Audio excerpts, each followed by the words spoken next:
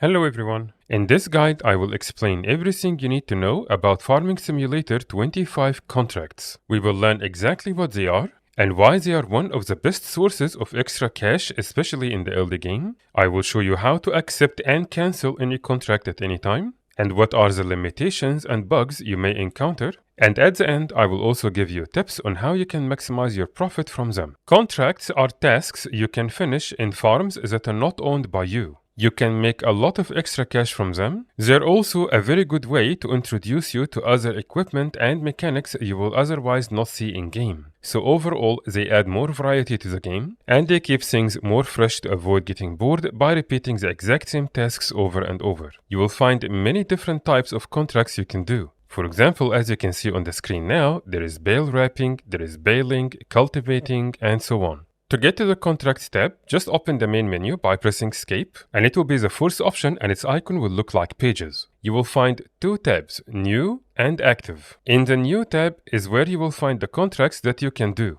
In Active, you will find the contracts that you have already accepted. And keep in mind that you can only have a maximum of 3 contracts running together at the same time. When you click on any of the contracts, it will give you all the information you need to know on the right side. For example, when we go to any harvesting task, it will show you where the field you will be working on and where you will need to sell the product. It will also, of course, show you the crop you are going to be harvesting, and here are the tools that will be required to finish the entire job. Knowing all of these details is very important because they will help you decide if you want to use the equipment provided by the farmer or use your own equipment. If you decided to lease the equipment, it will cost a certain fee, and it will always be indicated here in the least cost. But if you will use your own equipment, then you will collect the entire reward without any loss. And so of course it is best if you finish it using your own equipment, but only if you have the ones required. If you don't have the necessary equipment and you are okay paying the leasing fee to finish the contract, just press on Borrow Items, and now you will have the necessary vehicle and equipment waiting for you at the shop. One of the things to pay attention to is that each contract will have a time limit. And you must finish this contract within this time, otherwise it will fail. So make sure you don't skip to the next day if you have any contract still ongoing. Once you accept any contract, you will see a window on the top right corner, and it will show the progress of the contract. When you finish any of the contracts, you will get this warning message that says that this vehicle is only for contract work. And once you are done with the contract, you can come here to the Active tab, and then you will see the completed task, and then from here you can collect. And this is how you are going to earn your profit. And of course it will also factor in whether you have leased the equipment or not. Now I will give you some tips to maximize your profit and efficiency. And the first one is to use AI workers. And I have another detailed guide about them I will leave in the description below. As you can see, there are tons of contracts that you will find every day. And it will take a significant amount of time if you will do each of them manually. But if you hired AI workers, you will get a lot of them done in much shorter time. Just keep in mind that AI workers will not be able to do everything. Like for example, as of right now, they cannot do baling.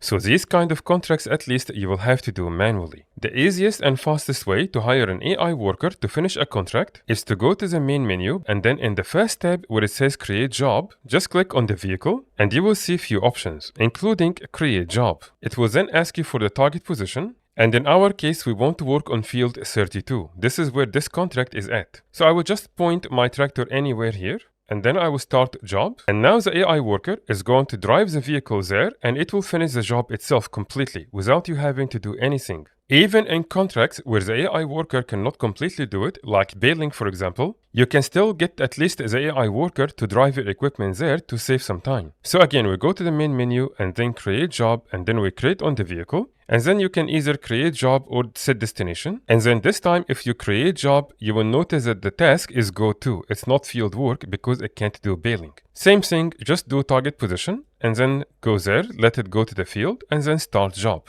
Another tip is that you should always try to accept contracts of the same type together. For example, always try to do cultivating tasks or fertilizing tasks together at the same time. This is especially going to be useful if you don't have the necessary equipment for the job. And that is because you can borrow items from one contract and use it on the other. This way, we have saved ourselves the least cost for the second contract. Keep in mind that any contract that requires field work that needs pallets and bags, for example, you will actually have to buy them yourself. They will not provide it for you. So whenever you are accepting any kind of contract like this, make sure you factor in the prices of the stuff you will need to buy. The good news is, most of the time, the contract will not consume the entire amount. So you can do multiple fertilizing contracts using only one pallet or one bag. And again, for this type of contracts that requires buying seeds or fertilizers, for example, when you look at the details here, it will say that the reimbursement will be 0. But that is actually not true. If you notice here, it says we're supposed to get 1403. But if I press collect, you will notice we actually got a little bit extra cash. It will not cover the entire amount of seed or fertilizers consumed, but it will give you just a little bit of extra cash to cover some of the costs. You can cancel a contract at any time. Just go to the menu,